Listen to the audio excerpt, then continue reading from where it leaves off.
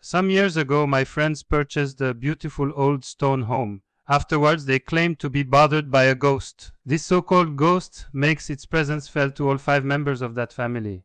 Doors open and close by themselves, kitchen utensils get misplaced, and lights go on and off. I didn't believe this fascinating story until I visited their home and witnessed this phenomenon myself. I was too frightened to remain in the home, so I returned home, somewhat shaken by the whole experience. I never related this episode until now.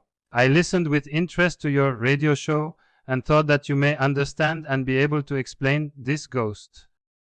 Thank you for your question, Jack. Here is one of several answers that may account for your ghost. I will give you my answer in an example form. John X lives at 100 Streetsville Road. John has a zest for life. He has never contemplated death and is very unprepared to accept it. Today, John is the victim of a fatal car accident. John's body dies. Because of the fact that the soul was unprepared for John's death, it refuses to accept the idea that the body which it has occupied is truly dead.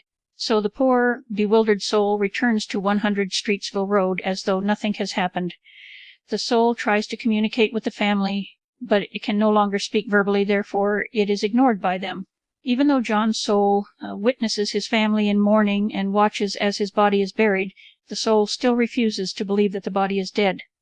The soul wanders about until it finally accepts reality, and then it is finally able to rest peacefully and continue its life's work.